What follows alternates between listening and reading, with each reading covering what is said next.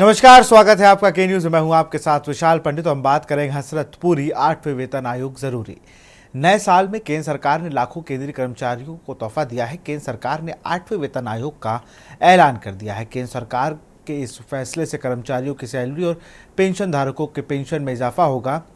लाभान्वित होने वाले लोगों की संख्या 1 करोड़ से अधिक है। सूचना एवं प्रसारण मंत्री अश्विनी वैष्णव ने बताया कि प्रधानमंत्री नरेंद्र मोदी की अध्यक्षता में हुई मंत्रिमंडल की बैठक में 8वें वेतन आयोग के गठन का फैसला लिया गया है। 7वें वेतन आयोग का गठन 2016 में किया गया था और इसका कार्यकाल 2026 में समाप्त होगा। केंद्रीय मंत्री अश्विनी वैष्णव ने बताया कि आयोग के अध्यक्ष और 2 सदस्यों की नियुक्ति जल्द ही की जाएगी। बता दें कि केंद्र सरकार के इस फैसले से करोड़ों कर्मचारियों की सैलरी में इजाफा होगा। एक सेंट्रल पे कमीशन को मंजूरी देगी। एक सेंट्रल पे कमीशन आप सब जानते हैं 1947 से अब तक 7 पे कमीशन हुए और प्रधानमंत्री जी ने एक रेगुलर रिदम के साथ पे कमीशन बनाने का जो एक संकल्प लिया है, उसके हिसाब से 2016 में लास्ट पे कमीशन 7th पे कमीशन स्टार्ट हुआ था, तो 2026 में इसका टर्म कंप्लीट होता है। उससे वेल बिफोर 2025 में 8 पे कमीशन स्टैब्लिश करने से सफिशिएंट टाइम मिलेगा so that the recommendations can be received well before the completion of the period of 7th पे कमीशन।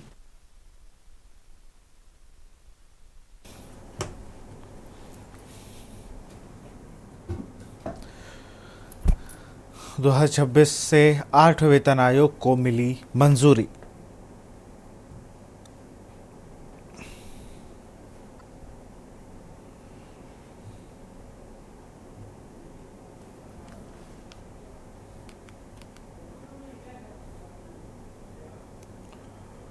बात करेंगे मिल्कीपुर जीत का दावा, बीजेपी पर धावा। उत्तर प्रदेश के अयोध्या की मिल्कीपुर विधानसभा के लिए उपचुनाव की तारीख नज़दीक आ चुकी है। मिल्कीपुर विधानसभा सीट पर उपचुनाव के लिए 5 फरवरी को वोटिंग होगी। वहीं इस चुनाव के परिणाम 8 फरवरी को सामने आएंगे। इस सीट पर मुख्य मुकाबला भाजपा और समाजवादी पार्टी के बीच है। मिल्कीपुर विधानसभा उपचुनाव की तैयारियों के बीच सपा अध्यक्ष अखिलेश यादव ने चुनाव में जीत का दावा किया है। आरोप लगाया कि अयोध्या के किसानों का सब कुछ छीना जा रहा है। सरकार जानबूझकर इनकी ज़मीन छीनना चाहती है। अखिलेश यादव ने कहा कि सरकार किसानों को मार्केट वैल्यू पर मुआवजा दे और उन्होंने आगे ये भी कहा कि मिल्कीपुर में जो उपचुनाव है वह देश का सबसे बड़ा चुनाव होने जा रहा है। अखिलेश ने कहा कि हमारे प्रत्याशी पीडीए हैं। अखिलेश ने कहा कि मिल्कीपुर चुनाव की स्टडी होनी चाहिए और सरकार को पारदर्शी तरीके और ईमानदारी से चुनाव करवाना चाहिए। वहीं आगे अखिलेश यादव ने कहा कि भाजपा मिल्कीपुर से इनके पैर उखड़ते नजर आ रहे हैं। भाजपा को हराने के लिए किसान, महिलाएं, व्यापारी, युवा सब तैयार हैं। अखिलेश ने कहा कि मिल्कीपुर में बीजेपी हारने जा रही है। अखिलेश यादव ने कहा कि बीजेपी कहती थी कि अयोध्या को वेटिकन सिटी बनाएंगे। ये देखें तो वेटिकन सिटी कैसी है, जहां आश्रम बनने चाहिए वहां सरकार होटल बना रही है। बीजेपी तो 5 स्टार होटल के खिलाफ थी, फिर क्या 5 स्टार होटल बिना बार के बन जाएगा? अगर सपा की सरकार आई तो अयोध्या को वर्ल्ड क्लास सिटी बनाया जाएगा। जब बात शुरू हुई तो ये कहा गया कि ये भारतीय जनता पार्टी के भी कार्यकर्ता रहे हैं और आज इनके साथ भी अन्याय हो रहा है। और सच्चाई तो ये है कि इधर जिस तरीके से सरकार काम कर रही है, भारतीय जनता पार्टी के लोग भी जानते हैं कि भारतीय जनता पार्टी उनकी सगी नहीं है। इधर जिस तरीके से भारतीय जनता पार्टी फैसले ले रही है, काम कर रही है, भारतीय जनता पार्टी के लोग भी ये महसूस कर रहे हैं कि भारतीय जनता पार्टी उनकी सगी नहीं है।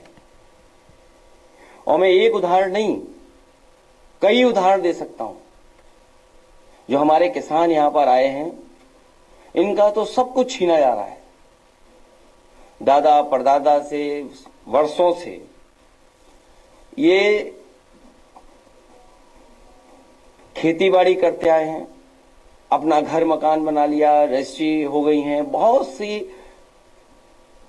अपने परिवार मिलकर के रह रहे हैं, लेकिन सरकार जानबूझ करके इनकी जमीन छीनना चाहती है। और जमीन किस चीज के लिए छीनना चाहती है? ये किसान जो आए हैं वो किसी विकास के खिलाफ नहीं है, क्योंकि अगर विकास होगा, खुशहाली होगी तो इनकी भी तरक्की होगी। इनका जो मानना और समझना यही है कि अगर अयोध्या में इतना विकास हो रहा है और खुशहाली आ रही है तो इनका भी साथ साथ विकास हो, इनके घर परिवार में भी खुशहाली आए। सरकार जानबूझ करके सस्ते में जमीन लेकर के कुछ मुनाफा कमाने के लिए और कुछ लोगों को मुनाफा कमाने देने के लिए ये जमीन जबरदस्ती छीन रही है।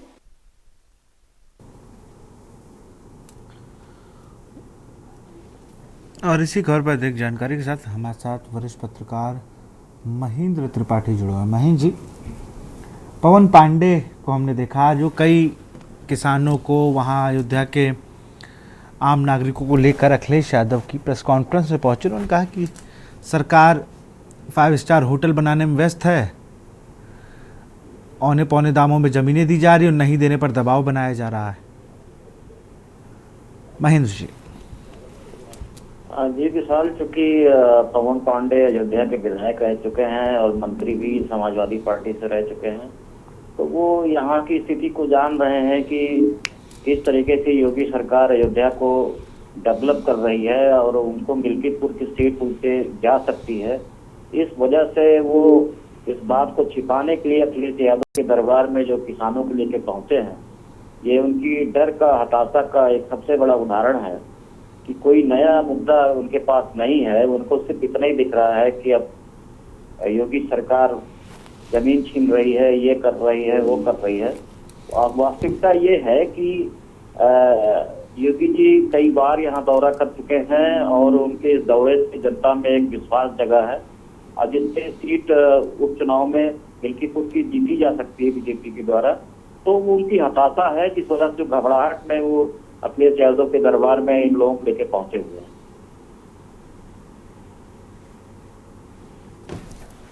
बिल्कुल महेंद्र जी, लेकिन एक चीज और भी है, मैं देख रहा था जिस तरीके से लगातार पीडीए की बात कर रहे हैं। उन्होंने कहा कि हमारे जो प्रत्याशी हैं वो पीडीए हैं और किसानों का मुद्दा उठाया। उन्होंने दूसरी चीज कही, भाजपा को हमलावर हुए भाजपा पे। अखिलेश यादव ने कहा कि 5 स्टार होटल बना रहे हैं और आश्रम की बात करके आए थे। अब वो आश्रम की बात करके आए हैं, 5 स्टार होटल बना रहे हैं, तो ये भी बना सकते हैं अखिलेश यादव भी। अगर उनको ऐसा लगता है कि 5 स्टार होटल बनाने से मिल्कीपुर का चुनाव जीता जा सकता है, तो उनको भी जो है अपनी जो है प्रेस कॉन्फ्रेंस के जरिए और अपनी बातों के जरिए इस बात को रखना चाहिए। लेकिन मिल्कीपुर का जो चुनाव है वो स्थानीय है और वो चूंकि एक लोकसभा की जो सीट है वो अवधेश प्रसाद ने जीत ली है, तो उनको लग रहा है कि अब ये हर जगह जो है समाजवादी का झंडा गाड़ देंगे। इसी भ्रम में वो है, बाकी उनके पास कोई मुद्दा दिख नहीं रहा। ये बहुत बहुत शुक्रिया आपका हमसे जुड़ने के लिए, तमाम जानकारी देने के लिए।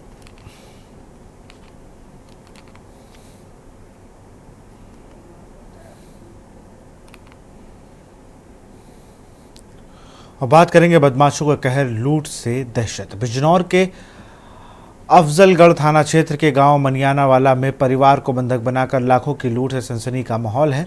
बता दें कि बदमाशों ने घर में घुसकर परिवार को बंधक बनाया और फिर हथियारों के बल पर परिवार से करीब 1.5 लाख की नकदी और सोने चांदी के जेवरात सहित 4 लाख का माल लूट ले गए। वहीं लूट की घटना से पुलिस महकमे में हड़कंप मचा हुआ है। एसपी सहित पुलिस के आला अफसर मौके पर पहुंचे और मामले की छानबीन की है। बता दें कि पुलिस की 3 टीमें आरोपियों की तलाश में जुट गई है। देखिए, थाना अफजलगढ़ क्षेत्र में आज अर्ली मॉर्निंग एक सूचना प्राप्त हुई। एक फुरकान नामक व्यक्ति ने जो है ये सूचना दी कि उनके आवास पर जब वो रात्रि में सो रहे थे, लगभग 2:30 और 3 बजे के बीच 4 व्यक्ति आए, जिनमें एक के पास छुरी और कुछ के पास अवैध असलहे थे। इनका कहना है कि इन्हें जगाया और डरा धमकाकर इनसे जो है घर से जो भी कैश, जो इनके अनुसार लगभग 1.5 लाख रुपए थे और कुछ ज्वेलरी थी, वो जो है ज़बरदस्ती बलपूर्वक यहाँ से ले गए हैं। घटना के संबंध में तत्काल इनसे तहरीर प्राप्त कर जो FIR पंजीकृत की जा रही है और इसमें 3 टीमें लगाई गई हैं जिससे घटना का यथाशीघ्र अनावरण किया जा सके। धन्यवाद। रात तकरीबन 2:30 बजे के करीब मैं सोया हुआ था और मेरे पास 4 आदमी आ गए, जिसमें अवैध उन पे असले हैं, वो तमंचे वगैरह और एक के पास चाकू, और आने के बाद वो फ़ौरन मेरे ऊपर से लिहाफ उतार के और टॉर्च से मुझे उठाया और कहने लगे कि रकम निकालो, और इस तरीके से कहने के बाद फिर वो कहने लगे कि गेट खोलो, और हमारी अम्मी और हमारी बहनें अंदर सोई हुई थी और मैं बरामदे में कि मैं और मेरी दादी सोई हुई थी। लेकिन फिर जब गेट नहीं खुल पाया तो उन्होंने कहा कि हम पुलिस से हैं और जो उसकी पासपोर्ट की जांच के लिए आए। हमारी अम्मी ने दरवाज़ा खोल दिया और उनके ऊपर भी उन्होंने कट्टा लगा दिया, तमंचा लगा दिया, और मेरे ऊपर भी तमंचा लगा के एक साइड बिठा दिया गया। फिर उसके बाद उन्होंने तलाशी लेना शुरू की और सेफ अलमारी खोली, उसमें से हमारी रकम कुछ कितनी रकम लगभग? तकरीबन 1.5 लाख रुपए हमारे नकदी थे, उसमें मंगने का इंतज़ाम था हमारी बहन का। और इसी खबर में अधिक जानकारी के साथ हम संवाददाता जहीर अहमद जुड़ चुके हैं। जहीर, अगर बात की जाए तो लगातार लूट से जो बिजनौर है वहाँ की कानून व्यवस्था को लेकर भी सवाल उठ रहे हैं। बिल्कुल, देखिए, अगर बिजनौर की बात की जाए तो पिछले 24 घंटे में बिजनौर की कानून व्यवस्था पर जरूर सवाल उठ रहे हैं। जहाँ एक तरह की एक बड़ी लूट की घटना हुई है, वहीं जिले में 2 हत्याएं हुई हैं। पीएसी के जवान की संदिग्ध परिस्थिति में मौत हुई है। इसके अलावा एक और युवती की संदिग्ध परिस्थिति में मौत हुई है। तो कहीं ना कहीं पुलिस की जो कार्यशैली है और जो उसके कानूनी व्यवस्था है, तो सवाल जरूर उठ रहे हैं। हाँ, जो बिजनौर के अफजलगढ़ का मामला है, ये लूट का मामला यह है कि रात लगभग 2:30 से 3 बजे 4 हथियारबंद बदमाश एक घर में, गुरगान के घर में घुसते हैं और पूरे परिवार को तमंचे के पर आतंकित कर बंधक बना लेते हैं। पूरे घर में बारीकी के साथ लूटपाट करते हैं। करीब 4 लाख रुपए की नकदी, सोने चांदी के जेवरात लूट कर फरार हो गए। पुलिस के आला अधिकारी मौके पर पहुंच गए हैं और 3 टीमों का गठन कर दिया है। एसपी ने लापरवाही बरतने पर जो अफजलगढ़ के थाना अध्यक्ष योगेश कुमार को तत्काल लाइन हाजिर कर दिया है और उनकी जगह सुमित राठे को भेज दिया है। जी जहीर, पुलिस अधिकारियों क्या कुछ कहना है इस पर? देखिए, पुलिस अधिकारियों का जो कहना है, एसपी अभिषेक कुमार से हमारी बात हुई है, उनका कहना है कि जो परिवार ने तहरीर दी उसके आधार पर हमने लूट में केस दर्ज कर लिया है, साथ ही 3 टीमों को गठन कर दिया है। बदमाशों की और अन्य जो परिवारों ने बताया उसके स्टेज जारी करा करके लगातार तलाशी की जा रही है और जल्दी। जी बिल्कुल, बहुत बहुत शुक्रिया जहीर तमाम जानकारी के लिए आपका।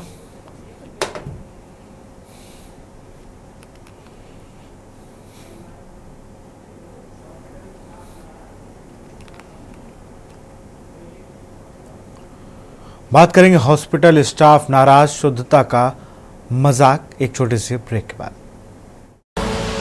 आप देख रहे हैं के न्यूज, खबरों का सारथी। ब्रेक के बाद आपका स्वागत है। रायबरेली जिला अस्पताल के शौचालय में आरओ लगवाने से नाराजगी है। शौचालय में आरओ मशीन लगाने से स्टाफ नाराज है। स्टाफ नर्स ने आरओ मशीन को लेकर सवाल उठाया। हैरानी की बात यह है कि शुद्ध पानी पीने के लिए आरओ लगवाया गया है। बता दें कि वार्ड नंबर 2 व 3 में आरओ मशीन लगवाई गई है। मेरी जब लगाया गया क्या लगा? क्या लगा है? आरओ लगा है। किस यूज में आएगा ये? पीने के पानी के यूज के लिए है। तो क्या लग रहा है, कहाँ पे लगा दिया इसका यूज? यहाँ पे नहीं लगना चाहिए, जगह चेंज करना चाहिए।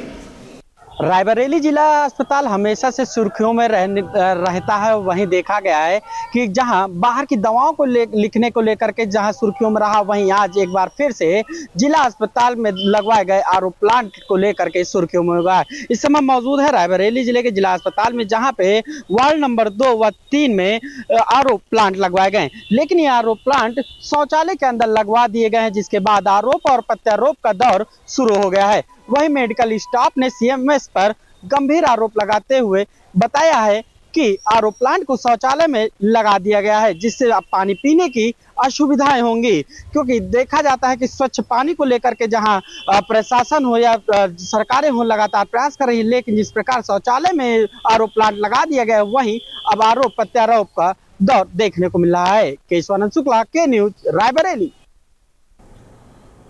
और अब बात करेंगे करोड़ों का बजट पास होगा विकास। खबर कानपुर से है। नगर निगम कार्यकारिणी की बैठक मुख्यालय स्थित समिति कक्ष में महापौर की अध्यक्षता में हुई। इस बैठक में 2025-26 का 28 अरब 53 करोड़ का बजट पास किया गया है। महापौर प्रमिला पांडे की अध्यक्षता में हुई कार्यकारिणी बैठक में रखे गए पुनर्रचित बजट के साथ ही 2025-26 का मूल बजट में पार्षदों को संतुष्ट करने के लिए पूरे प्रयास किए गए हैं, जिसमें अब उनके वार्ड में 25 लाख की जगह 50 लाख की लागत से विकास कार्य कराए जाएंगे। इसके अलावा बजट में सड़कों के निर्माण और उनकी मरम्मत के लिए 120 करोड़ रुपए की धनराशि रखी गई है। सीएम ग्रिड योजना के तहत बनने वाली सड़कों के निर्माण के लिए नगर निगम ने 300 करोड़ रुपए की धनराशि रखी है। इससे पूर्व बजट में सीएम ग्रिड योजना के तहत बनने वाली सड़कों के निर्माण के लिए केवल 37 करोड़ की धनराशि का प्रावधान किया गया था। साथ ही मंदिर ढूंढने के अभियान के बाद इस बार धार्मिक स्थानों के लिए 2 करोड़ की धनराशि रखी गई है।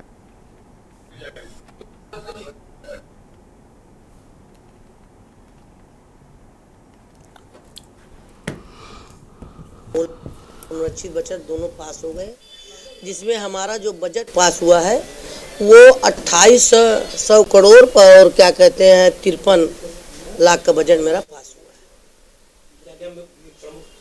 अब प्रमुख हर जैसे मान लो सड़क पर भी हमने 10 करोड़ बढ़ाया है और नाले पर भी हम 150 करोड़ बढ़ाया। इस तरीके से हर जितना भी है उसमें हम इस बार के बजट में बढ़ा के रखा है। जैसे पार्षदों का था तो उन लोगों का 33 लाख था पिछली उसमें। इस बार हमने 50 लाख पार्षदों को रखा है, हर पार्षदों का 50 लाख का रखा है। तो इस तरीके से हर जगह मार्ग प्रकाश में भी हमने बढ़ाया। देखिए, कार्यकारिणी में जितने प्रस्ताव आए थे सभी प्रस्ताव पास हो गए हैं। उसमें काफ़ी प्रमुख मार्ग भी हैं, काफ़ी प्रमुख चौराहे भी हैं। उनके जो नामकरण की डिमांड आई थी वो सभी प्रस्ताव पास हो गए हैं। इसके साथ साथ जो मुख्य रूप से 2025-26 के लिए लगभग 2800 करोड़ का कानपुर नगर निगम का बजट हमने पास किया है। इसके अलावा इसमें विभिन्न मदों में जो हमने पैसे रिजर्व किए हैं उसमें कुछ मुख्य मैं आपको बताना चाहूँगा। जैसे सड़कों के अनुरक्षण और नई सड़क के निर्माण के लिए लगभग 120 करोड़ हमने रिजर्व किए हैं। स्वास्थ्य विभाग में जिस तरह 15 करोड़ हैं, पार्कों के रखरखाव के लिए लगभग 40 करोड़ पे रिजर्व किए हैं। इसी तरह लाइटिंग में हमने लगभग 25 करोड़ पे रिजर्व किए हैं। और सभी मदों में सभी विभागों के लिए हमने काफ़ी इस बार बजट बढ़ाया है। और बात करेंगे जोखिम की सवारी, हाईवे पर स्टंटबाजी। बरेली में स्टंटबाजों का वीडियो वायरल हुआ है। दरअसल कई युवक कार पर सवार होकर स्टंटबाजी करते नजर आ रहे हैं। वीडियो में देखा जा सकता है कि युवक किस तरह कार पर चारों तरफ खड़े होकर जान जोखिम में डाल रहे हैं। यही नहीं, कार सवार हूटर बजाकर नियमों का मखौल उड़ा रहे हैं। दरअसल बरेली नैनीताल हाईवे का ये वीडियो बताया जा रहा है। तीन लड़कियां देखिए। अरे बाप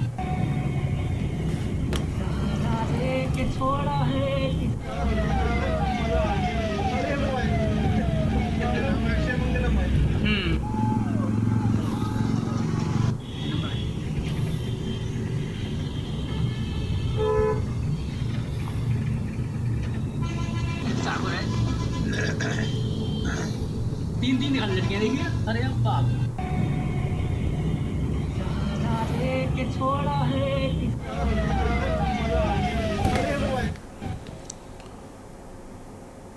तो फिलहाल खबरों में इतना ही। देखते रहिए न्यूज़ इंडिया। नमस्कार। आप देख रहे हैं के न्यूज़, खबरों का सारथी।